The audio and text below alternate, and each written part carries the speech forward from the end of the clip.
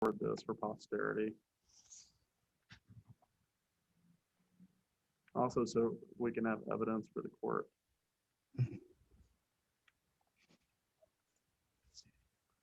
There we go. So we got a little jar. And then let's do, let's do another cube.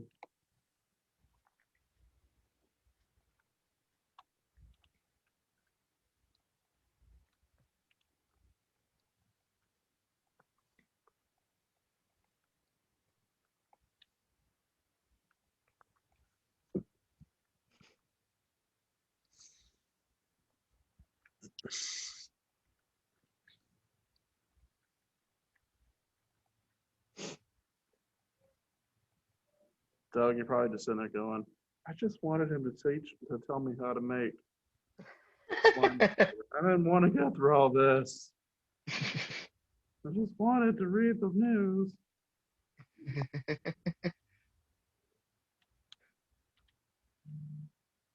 Okay.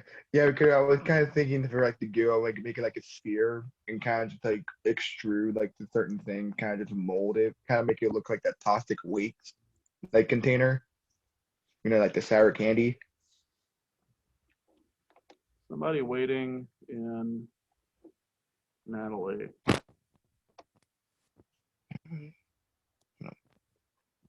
Welcome, Natalie.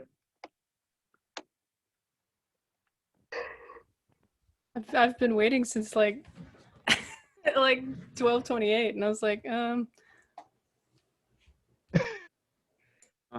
Excuses.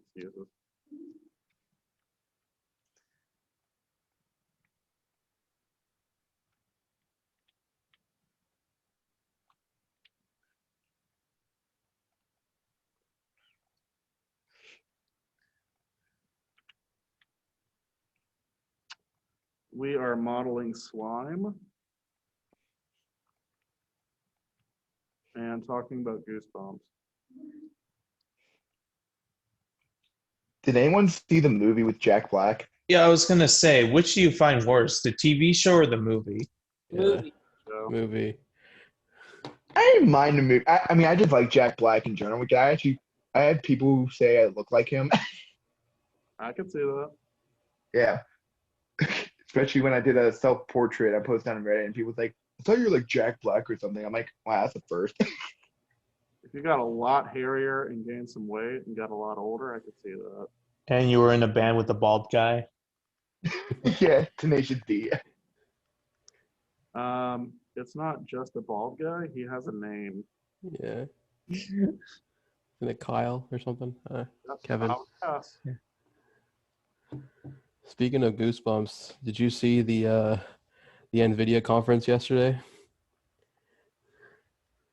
Bryson? What? Did you see the NVIDIA conference yesterday? No, what the hell did they unfurl now? Oh my gosh, it's so insane. Well, the 30, Is this new Unreal? Oh, no, that's Epic. No. They released a new line, new flagship for their video cards. And so the 3080 was announced yesterday, and the 3090. So I still can't even afford a freaking 1060 or 1080. So like, I'm not even. So here's the cool thing. The 2080 right now is like $1,400, $2,000, right? The 3080 is $700, and it has double the power of the 2080. Yeah. Holy crap. And then they said, you know what? Screw AMD. Here's a 3090, and it has triple the power, and it's $1,500. Oh my god. Yeah. So, and they said like the highest resolution you can do, like on the 3090, you can do 8K and 60 frames per second. Oh my god. Yeah, it's insane now. I need to upgrade so badly. Like I said, I only have like a 770, 760. Yeah, I think I do. I think mine's like a. What is mine? I'm so out of everything. Yeah, no. The last time I updated my stuff was 2015. I'm way overdue. Yeah. And they also added a bunch of like stuff for streamers. Like your card will read the camera, and you can actually replace your body with a mesh or a model, and it will follow you exactly. Yeah. Oh wow. And it does. They added like it was mostly for the 30 series, and then there's also a bunch of AI stuff they released as well. It was That's really cool. crazy. All right. Does this look like slime to you? Or Yeah. Yes. All right, we're gonna go with this as poorly modeled slime. Kind of looks like a Reminds me of like tongue. blubber. I mean, yeah, I guess so. Mm, Now, did you like soften the geometry? Is that what you did? yeah, I smoothed it. Oh, okay. Okay. All right, so let's go ahead and start adding some stuff on here. Well, if that might actually be worth me going up to a 30, whatever, then if they're going that cheap on it. 'Cause I mean, I think I've honestly been working, it might be since 2015 since I've been using my 760 or 770, whatever it is. Yeah. Yeah. Keep in mind though, they're huge, like size wise for your case. Are they still double? Are they So still like double decker cards though? Or are you talking like the actual size of like the yeah, loop the card? 3090 will like, I think it's like from the where you put the all the cords in to the like the end of the case. It's like it's really long. It's like double the size of the, not double, but like let's say 1.5 times the size of the 2080. I think I'll be okay though. I have a huge case. Okay. It's like a full ATX case. It's like Oh, it's like okay. 2.5, 3 feet tall. It's a big ass case.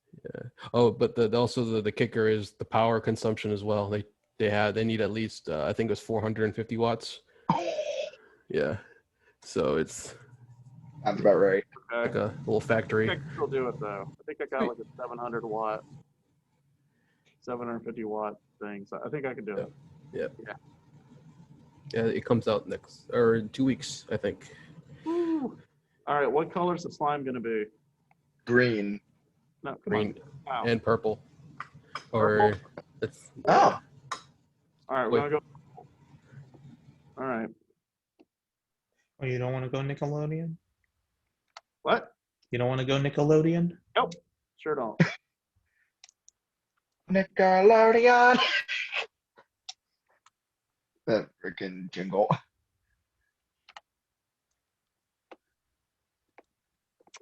All right, let's do a quick little test render. One thing I hate about Zoom is this stupid thing slides down all the time. All right, preview render. I don't even have a light in here. I forgot.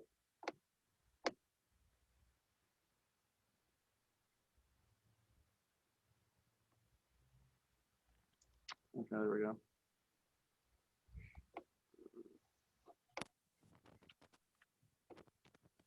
All right, let's do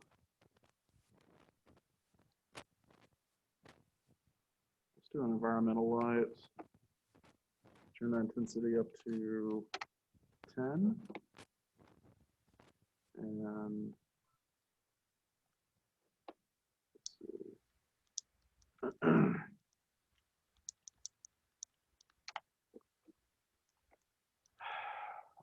Let's make this very lightly blue. Okay, so we should be able to do a better render now. Good Lord, that is quite a bit. I think my environmental light's too high. Go 5 on the intensity.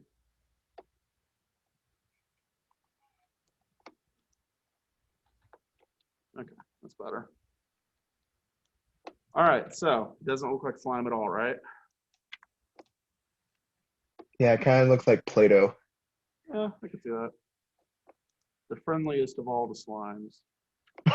So the thing with slime is it's a little translucent based on the thickness of the material. It has a subsurface quality to it. So first thing we can mess with is going to be the specularity because it is wet. So let's go with the face color. I'm just going to go ahead. Let's just run that face color all the way up. And I'm going to drop the roughness down and you'll see what changes. So it looks a little chromy, a little metallic-y, I guess. Yeah. Oh, yeah, now I see it.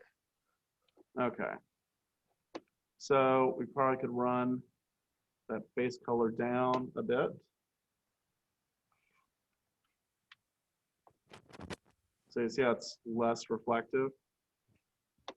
And I'm going to run that roughness up just a little bit too. And so you'll see, like, especially the crisp edge right here of the reflection. Hmm. See how it kind of blurs it? Right. It has to be more of What like, did what did you do with that? this is roughness on the specularity. So this is kind of more like silly putty. Since silly putty Yeah. glassy is like a wetter gap type material. Hmm. But we still need to have some of that.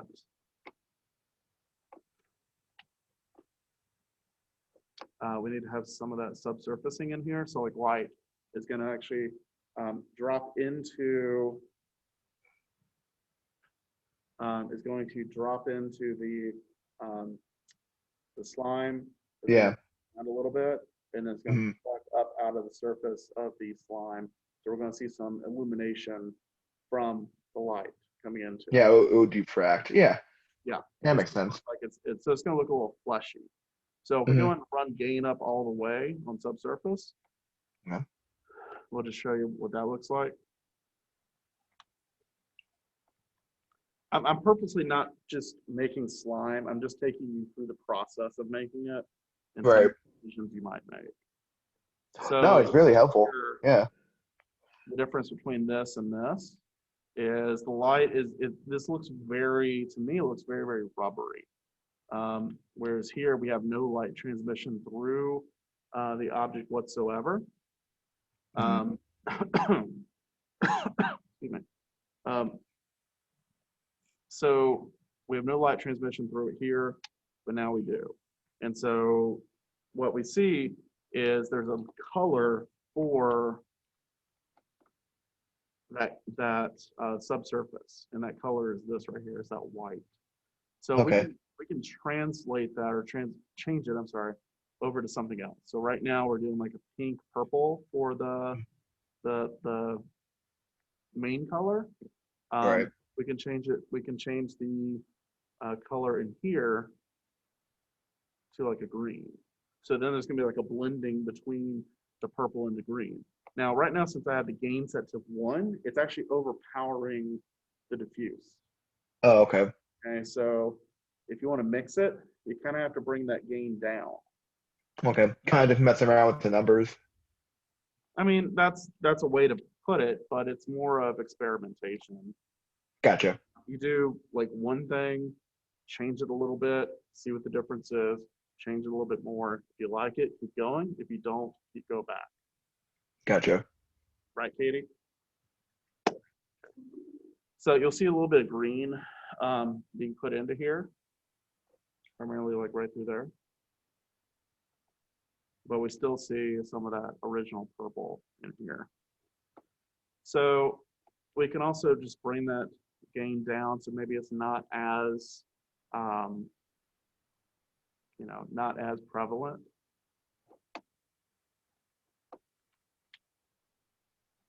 And so you'll see it's a lot more purple now, but there still will be some elements of green.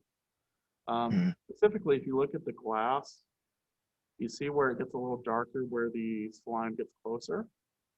What color? Yeah. You see it? Yeah, it's kind of like a fleshy color looking. Well, it's a little green actually. There's green in there. Oh, okay. So what's happening is the light is coming in and transmitting into here, into this front facing side of the slime. It transmits. Okay. Green light is coming out the back. So it's hitting this, off-white cup. Gotcha. No, yeah, it kind of reminds me like when you shine a light through your fingers, it's gonna like show the red, Yep. kind of like something like that. And that's actually referred to as like a back face color. So we actually have a mean free path color right here, which would be that red that you would see. So if you change Gotcha. something else, let's say kind of like a aqua tealish greenish blue, Mhm. or bluish green.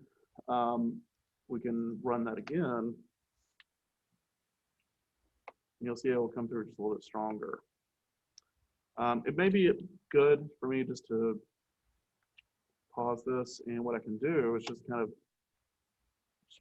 show this a little bit more directly. I pull this out, and then I can take a distant light.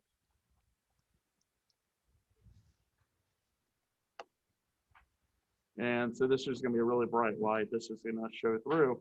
So we have a couple different thicknesses here. We have a thin and a thicker area. So this can at least illustrate the difference in how the subsurfacing works. So if we go through and render preview again, you'll see that we might get some color. You see we're starting to get some green back here. That's because the light's actually transmitting through, and we're getting that green coming out the backside.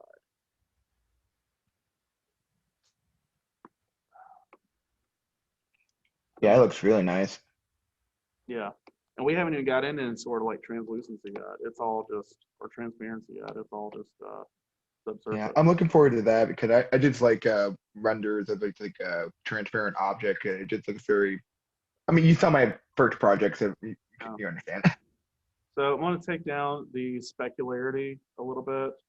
I'm going to leave the gain kind of where it is. Something to play around with, guys, is the subsurface mathematical models. So we have the Jensen dipole, Dion, Burley, multiple mean, exponential, and non-exponentials. They all have different uses. I don't know all the uses. I just play around with them until I get what I like. Generally, I will probably stick around with Jensen and Dion, just because they're a little bit easier for me to use, and I'm a little more familiar with them. But each one of these are different mathematical models for how subsurface works. You absolutely can go on RenderMan's website. They have documentation that explains the math behind each one of these, and I recommend doing that just to kind of understand what their thought process is and how they intend each one of these models to be used. Like, I know some of these are better used for stuff like jellies or rubbers or skin, human skin. So I would definitely take a look at them and play around with them. So like if you go with Dion, you'll get a little bit different result.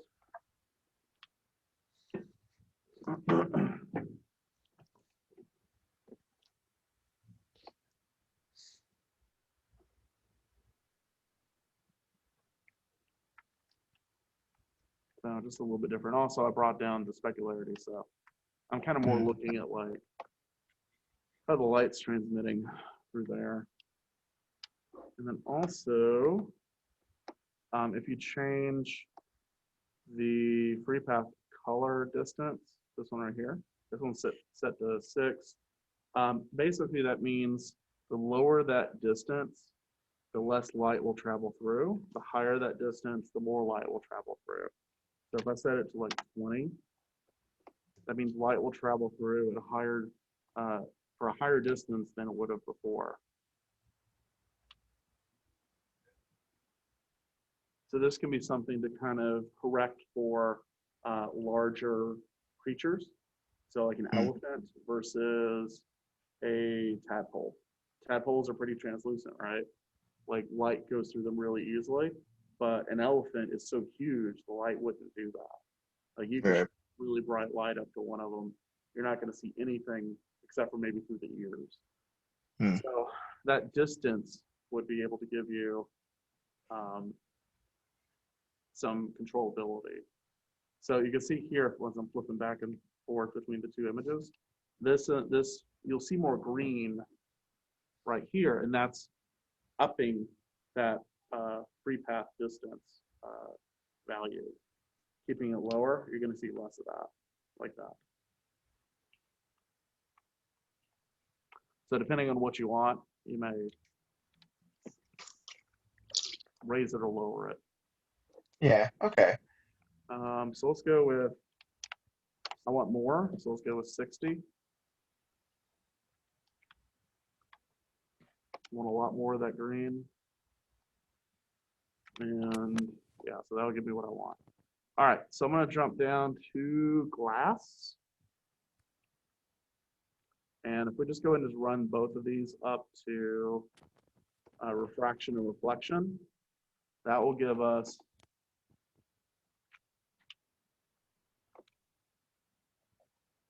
something that looks like this.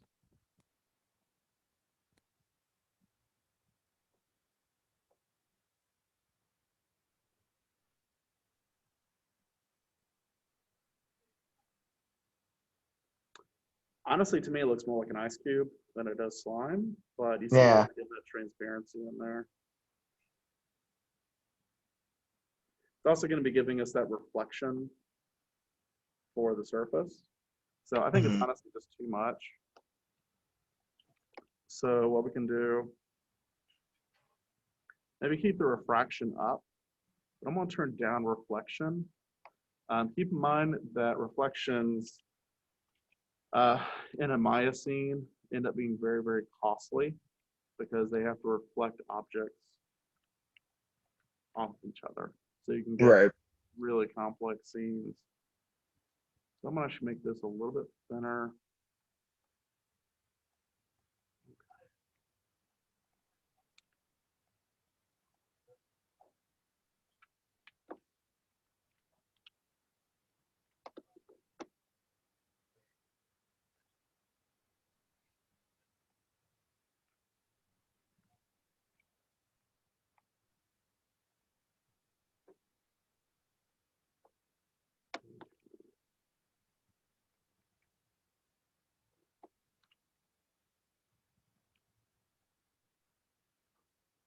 Maybe like it's just dripping over the side. And then maybe we have like a little bubble right here. Let's try and get some variety in the Mm. in the stuff. And then maybe we'll go and take this. Get a little drippy drip.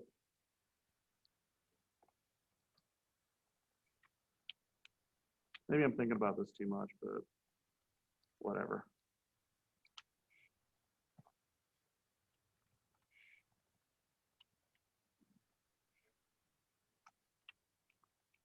Something like that. Yeah.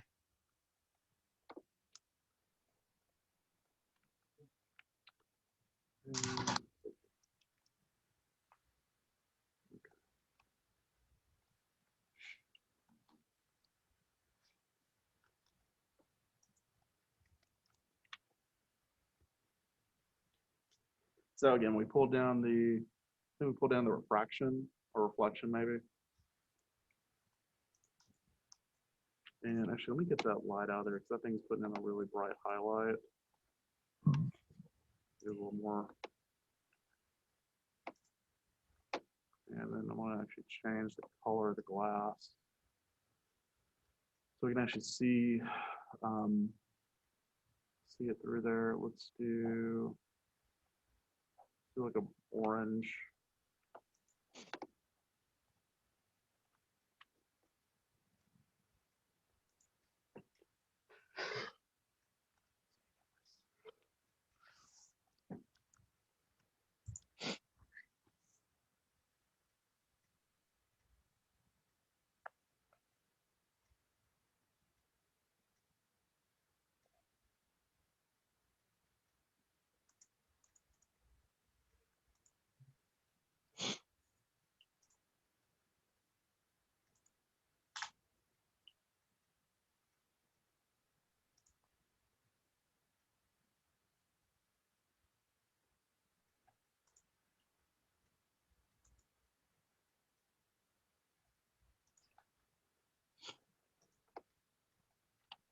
So you can see here that we're getting a little bit of that transmission of color through the silly putty, or it's kind of resembling silly putty, but a little bit of orange feels like it's coming through right about here. Yeah. And then, yeah, so it's getting a little bit, almost a little glittery-ish, a little jelly-ish, a little more slime-ish. And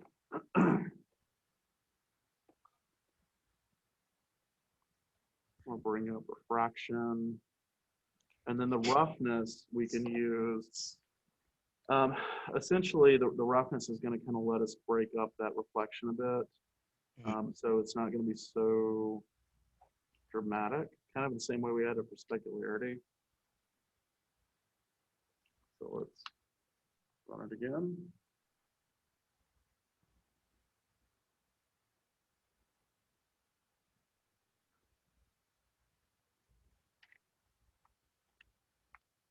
You see, it looks like we got a little bit more light going through it than we had before. It's a little bit brighter. I feel like we can also see a little bit more of that orange cup through it also. Yeah. So again, with this, this is going to take, since we're using glass, it's going to take a little bit longer to render out. So just make sure you're patient. Yeah. To turn on will be good since we're using translucency or transparency is going to be caustics. So go into RenderMan, render settings, go under features, or not features, sampling, Pixar path tracer parameters. You can turn on, just check off caustics. So what that means, essentially, the light is allowed to transmit all the way through an object and then project onto a secondary object underneath it. So like say if you had light going through a window, it might not show through onto an object underneath that window without caustics turned on. Gotcha. That makes sense. But it's costly. It is costly. It makes your render go slower.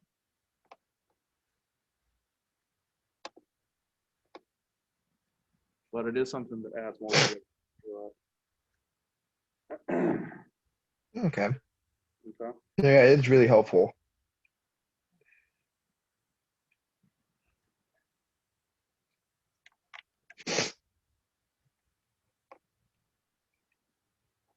So it really doesn't show up much here, but maybe we can change the lighting up a little bit, make it look more interesting. Let's do a couple rectangle lights.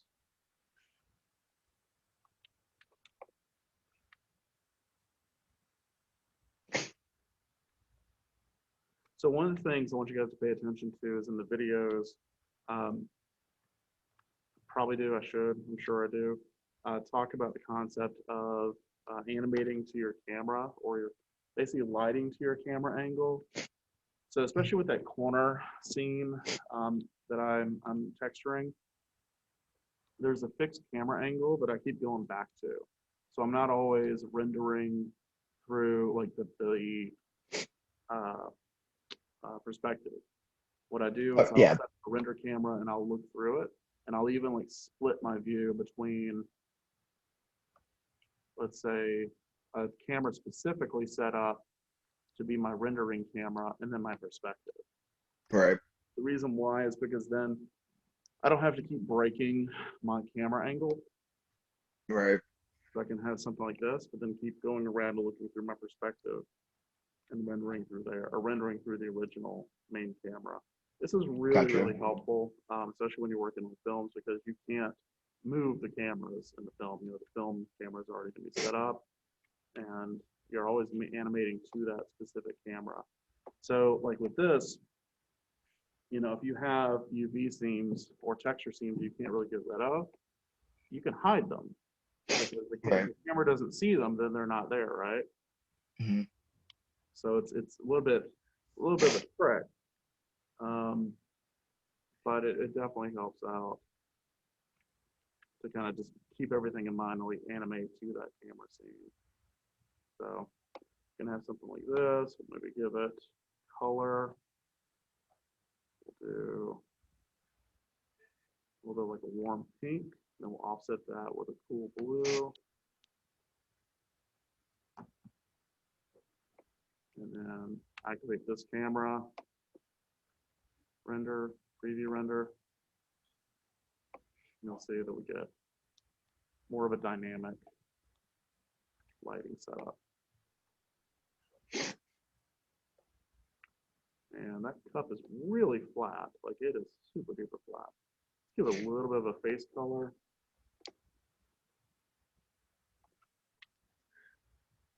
Oh, look, that cup just came to life. Look at that thing. Oh yeah, I did. Heck yeah. Yeah, it looks great. And one of the things I don't usually do is I don't usually put lights behind my camera. So this one's kind of off to the side. The other one is off to the side as well. But they're almost at opposing angles. But I'm going for a couple of things here. One is I'm going for two different colors. One almost acts like a rim light. The other one acts kind of as a main light. Right. And I also will add lights in to kind of fill in any areas that appear or that are not giving me what I want. So Yeah. this one is nice because it kind of like offsets this rim, so I don't just get like a harsh shadow.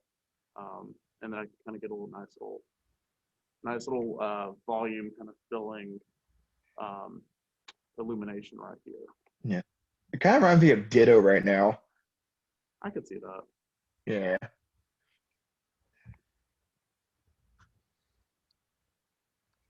And then maybe I'm just going to keep moving forward with this. So maybe like the cup itself, we could do some bump mapping on it since that is part of the assignment. So we'll do like go down to globals, go to bump, and you might be tempted to do a bump map or something through the Maya shaders. Make sure you use the RenderMan bump. So go down to RenderMan. It's actually under pattern. And it is RenderMan Pixar bump right here. And then in there, you have an option for pattern, and you have an option for texture. If you're making a 2D image for your bump, which you should be, you have to, you're going to be loading that into the file right here. If you're going to be using something that is considered a procedural, that goes in through pattern. Okay. And that'll be right here. Okay. So And okay. different options for procedurals. You can actually use some of the Maya 2D procedurals. Not all of them work 100%, but you can use them. And then there are RenderMan procedurals you can use as well under pattern. So things like checker, noise, void noise, stuff like that you can actually use as well. Okay. What were you going to ask, Doug? Oh no. What was my question? Oh yeah.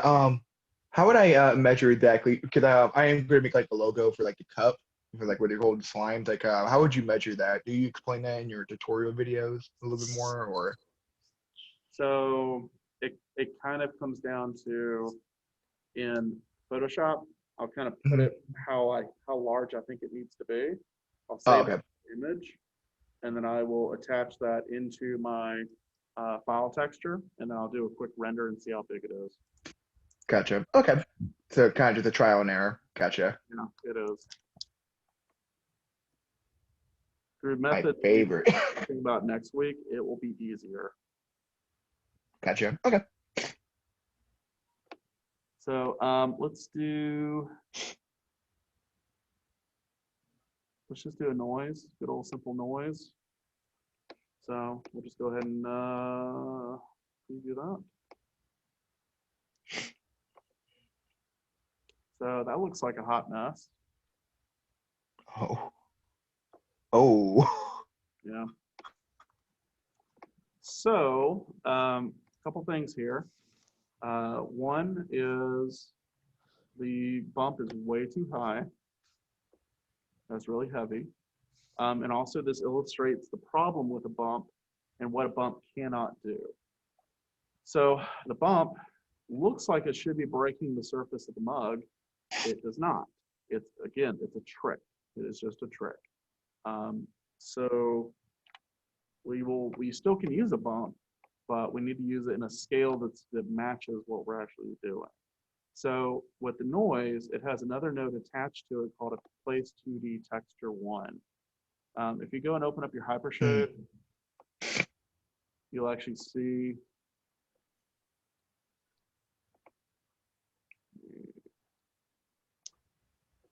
you'll see where it's plugged in. Okay. So it's the same exact thing. You can go through it through the attribute editor or you can go through it through the hypershade. Same thing.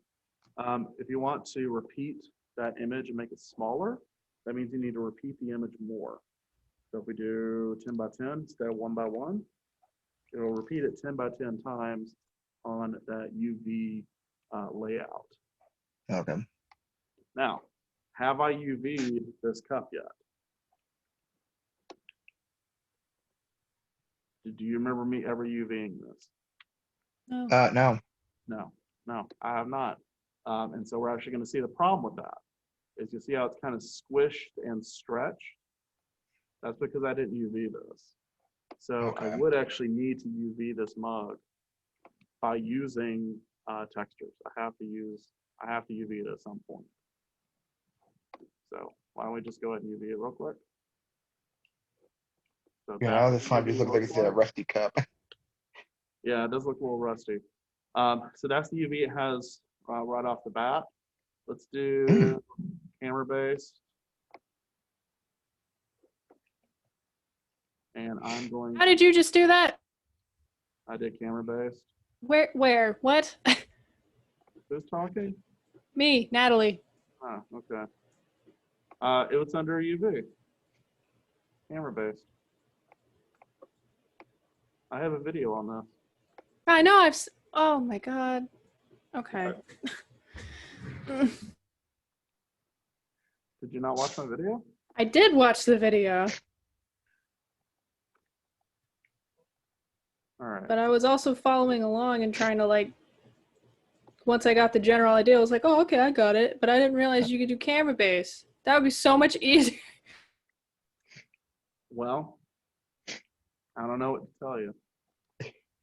So anyway, we can just go through and open up our UV editor again. And I'm going to cut a couple seams. Cut. Take it apart. Take it apart. And I'm going to go until this dude, he needs to unfold and chill out. There we go. I'm going to grab this seam right here. I'm going to go cut.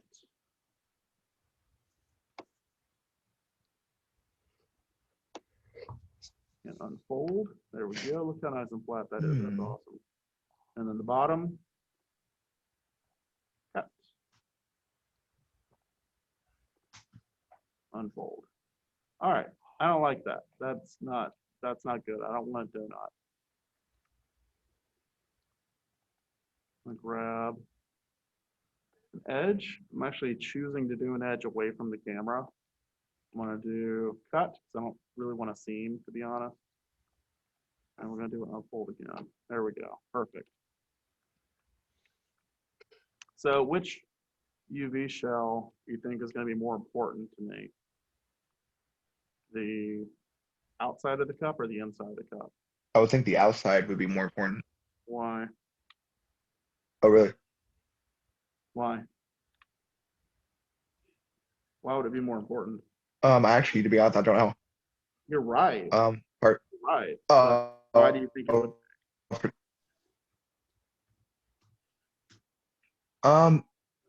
It'd probably be more important to do the inside because that's when that kind of light hits. That's what I would think. You're saying the Can see it. inside? You just said the outside. Is it not just the camera angle? It's facing the camera. It's the camera angle. Oh, gotcha. Okay. It's not really a trick question. It's a pretty simple question, but like it is, the outside is more important because that's what I see. So Bryson, when we're cutting up the UVs, is it just good practice just to make sure everything is nice and straight and try to have like as little circles as possible? So two things with UV layout is you generally want to try to take up as much space as possible on the UV square. And if you're going to be doing something in Photoshop, like laying out a label for a box, you probably want that to be pretty damn straight. So like this guy right here, we can try to straighten the UVs and see how it straightens it into a nice grid. So that will make the outside much easier to work with in terms of putting it into Photoshop and creating a texture on it, because it's easier to make a texture for this than it is to make for some banana shaped weird thing coming off. You know, like imagine trying to like warp a label to fit on a banana. Like that'd be a but here it's nice and straight. That's easy. Yeah. And is it possible to have like 2 separate textures on one object? Yes. You can use a layered shader to create that.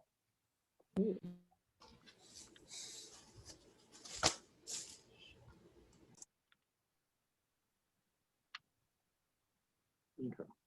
There we go. There we go. All right. So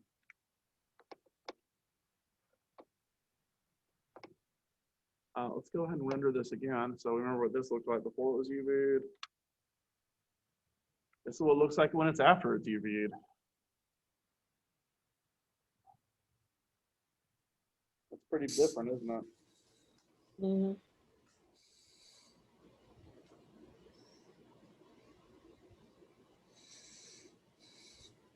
And that is why we use VR stuff.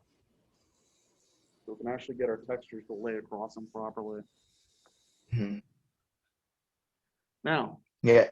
don't want my cup looking like a rusty, whatever this is. So real quick, I'm gonna go ahead and delete my history. Because UVing puts a lot of history on stuff. And let's open, where's my Hypershade? Here it is. I'm going to repeat that UV. Let's do it. It's because it's actually going to be a really subtle bump map. Let's do 25 by 25. And then we're going to go to Pixar bump. And you see how it's actually like pretty crunchy right through here. Again, I want this to be subtle. So let's bring the scale down on the Pixar bump. Let's start off with like a 0.5 so it's less crunchy.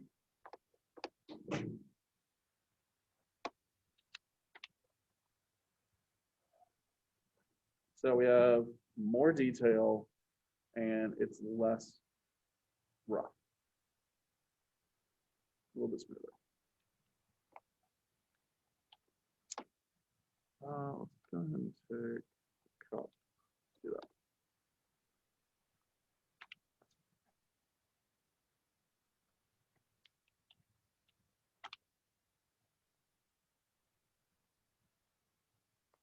It's still too crunchy though.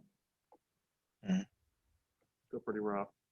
So I'm gonna go back down to that surface.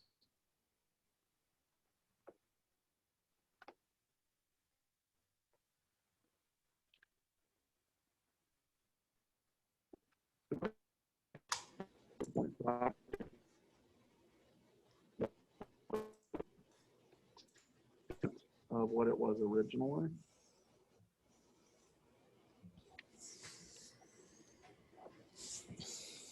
You see the difference?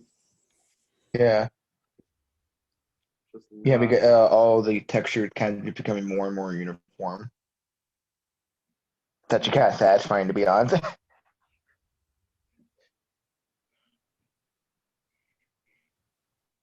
Yeah, now it looks like more like a flower pot that's been kind of left aside for a long time.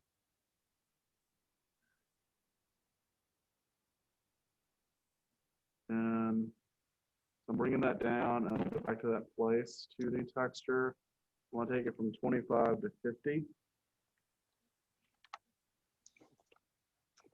And then I'm actually going to go into the noise and lower the contrast between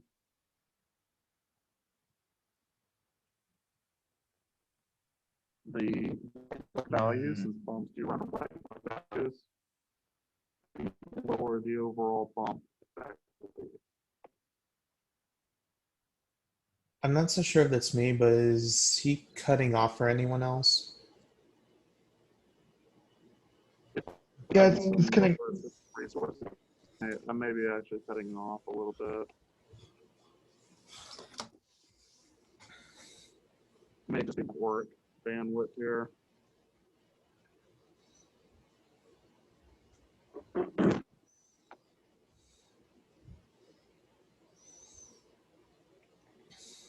Actually, I'm on to, you're gonna notice it more when I'm rendering because it's taking up more of the CPU. Hmm.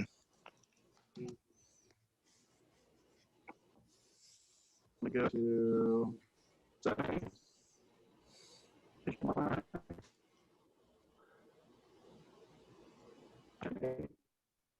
Then I'm actually gonna change my sample from 20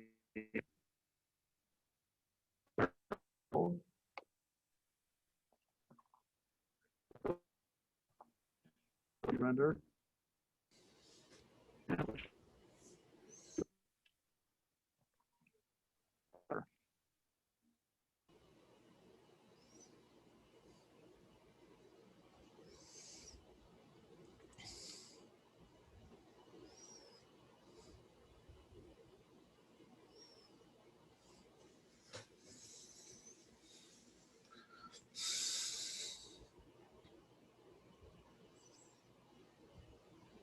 And So- now for the fun part. Bryson, I noticed before when we had the bump, when it was like pretty, the size was pretty small, you could see like the rough geometry of the cup. Is that just because of the bump map itself? I'm able to smooth it out. So we don't see that anymore. We're talking about like the hard faceted sides. Uh, Yeah, so once I hit 3, it takes it away.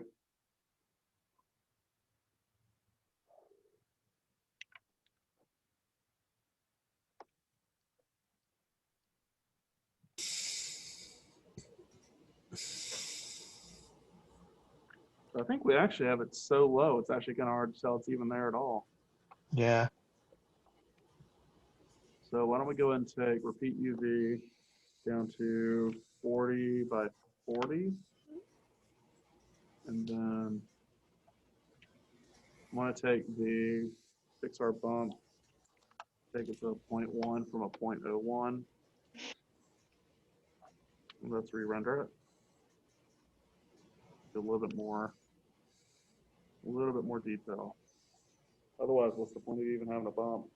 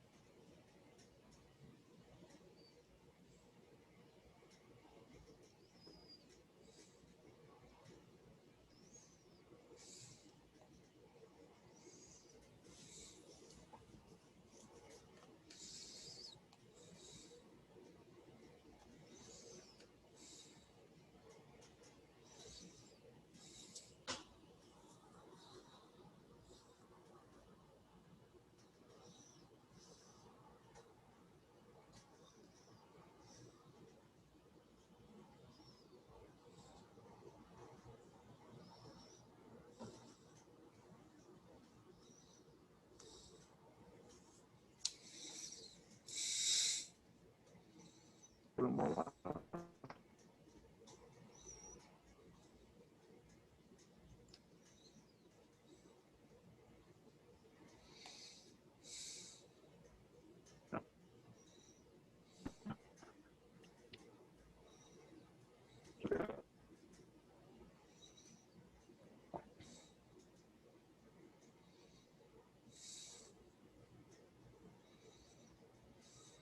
Question.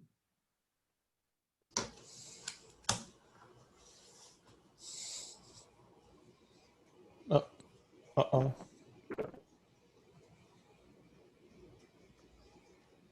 Can you hear me? You're just There. coming. You're coming in through a robot filter. A robot. we would only use like a manifold if it we needed a seamless texture. When what? We would only need manifold if we were using a seamless texture, right?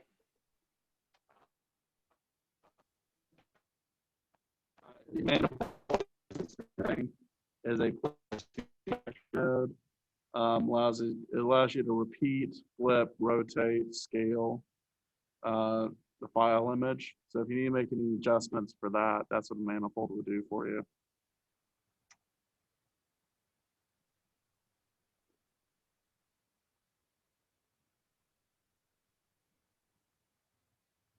Doug, you look terrified. Oh no, I just have a very expressive face. Stuff on my nose is a little stuffed up too.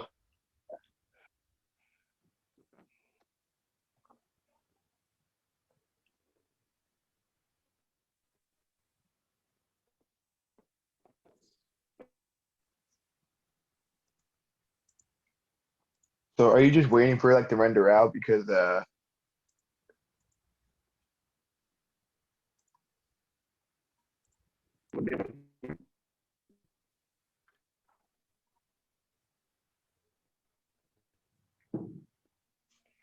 So any questions for me?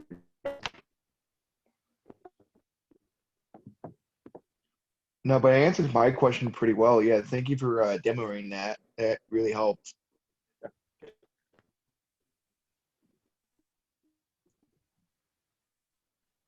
Building an object. I'm sorry, what was that? Doug, about the object. You're breaking up pretty bad right now. Way would be the layers. If you would want to use particles and the particles bring out into a, but it's something that would be. Yeah, you're kind of breaking up a little bit, to be honest. A little. He's breaking up a lot. Well, Man, I just love technology. Um,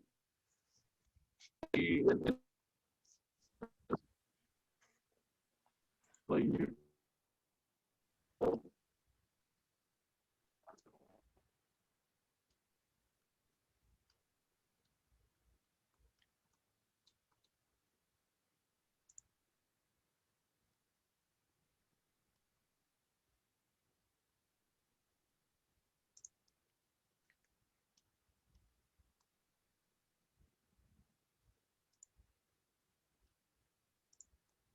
Maybe look up.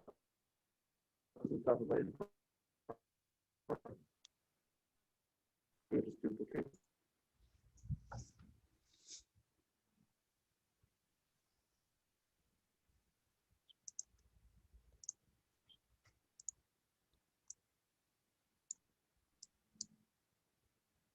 Could use bullet. But yes, that's what the, it's not really newer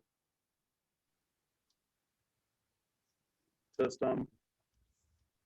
Analysis newer system. Yeah, I'm sorry, brother. You're kind of breaking up really bad right now. Yeah, I can't understand Yeah, what you're he's- saying. He's already shrugged at us.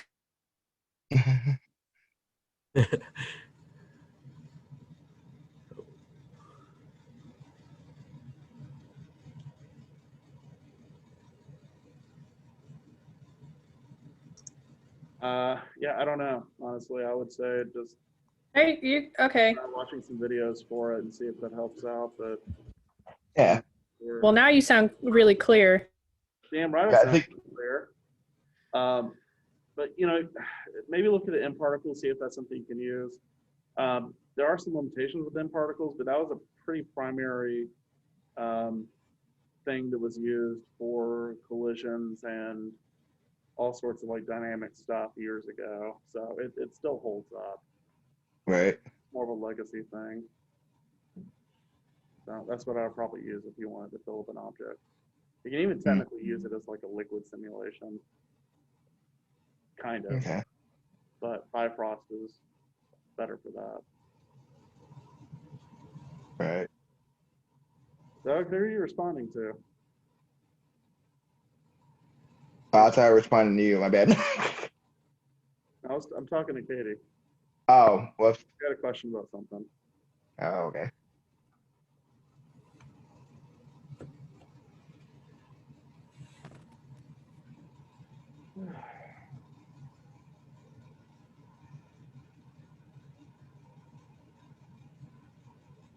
Neo, you doing okay? Yes, sir. Are you doing okay? Yes, sir. Okay. How's your project? It's going all right. I had to. I forgot to like for the bottles. I had to make like the wall sticker. Mm-hmm. Okay. Are you trying to make the wall sticker? Are you running into an issue with that, or is that what you're working on right now? No, actually got it now, sir. Okay. All right. Darren, how about you? I'm doing pretty good. I'm still working on the modeling and stuff. Okay. Have you moved on to UV at all? Not yet. Natalie, how are you doing? I've been getting all of my UVs down. Been struggling, but now that I know that I can view it in camera angle, I might be able to fix some of the weird 2D parts that like won't flatten out. But yeah, I've also been making a couple of textures as well. I haven't gotten to the point where I can put it all together yet. Vicky?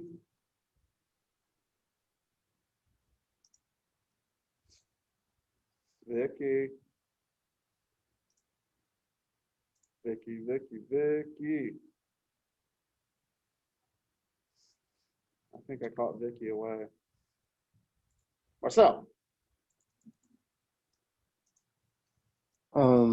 I just need to get around to start UVing stuff. Okay. So do you have everything modeled and do you have your scene set up and do you have lights going in? Yes. Okay. Are you having any issues? Not right now. Okay. Frederick?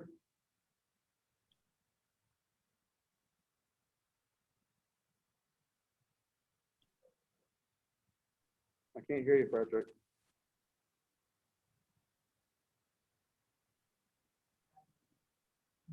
You're unmuted, but I cannot hear you.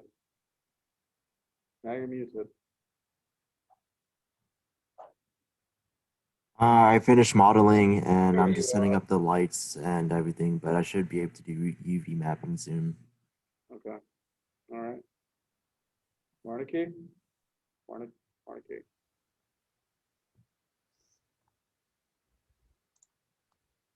You there?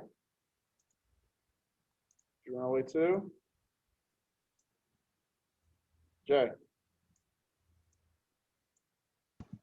Yep. How are you doing?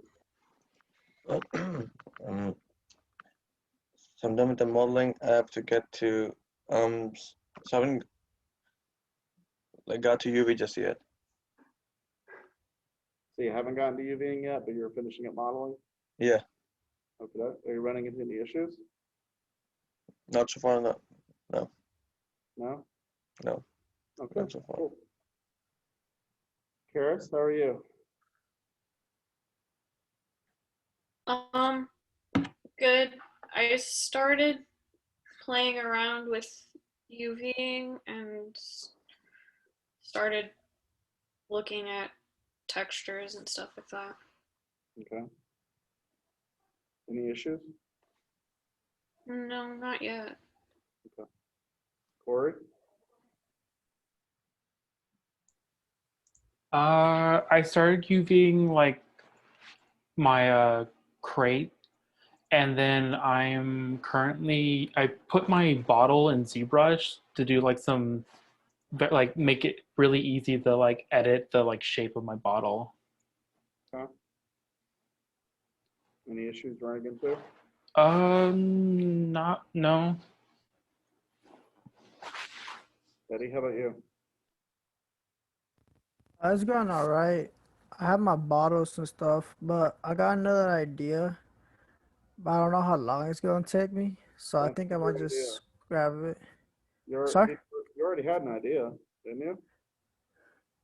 I mean, yeah, I had an idea, but I want to add something to it, Like what? but I don't know how long.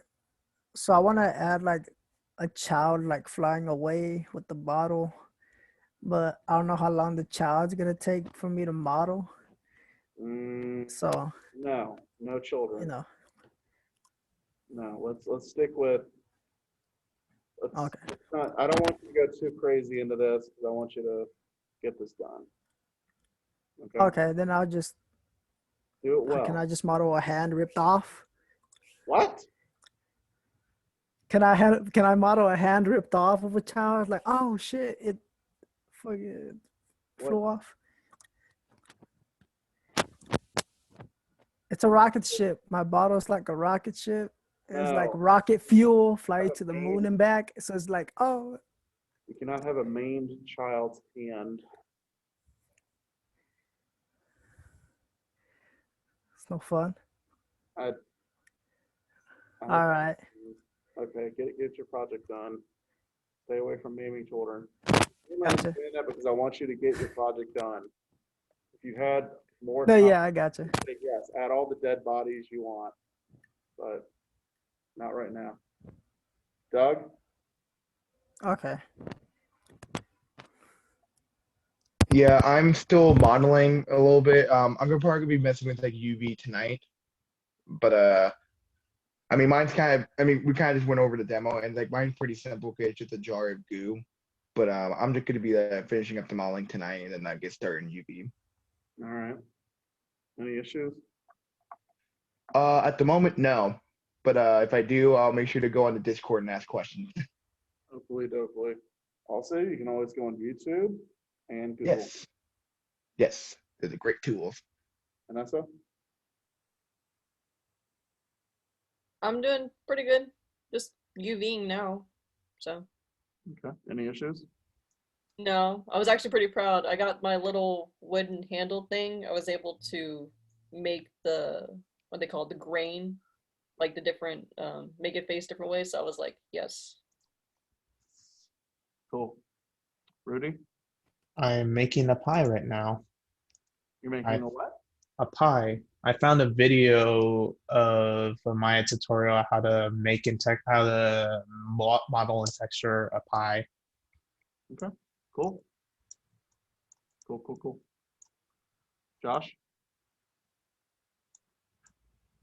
What I showed was where I'm at. I'm just going to finish up the packaging and then work on a completely new skin texture for the everything. Pretty much. I was good because I don't have my my camera on me, so I couldn't take pictures of the wood like the processed wood thing that you're talking about. So I was going to do that over the weekend. Okay, cool. Chris, how you doing?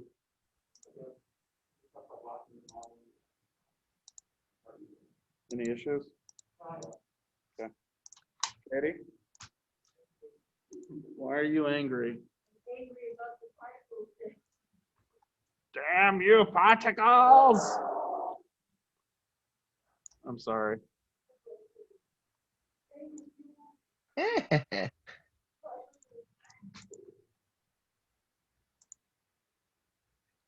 I mean, I guess so, maybe.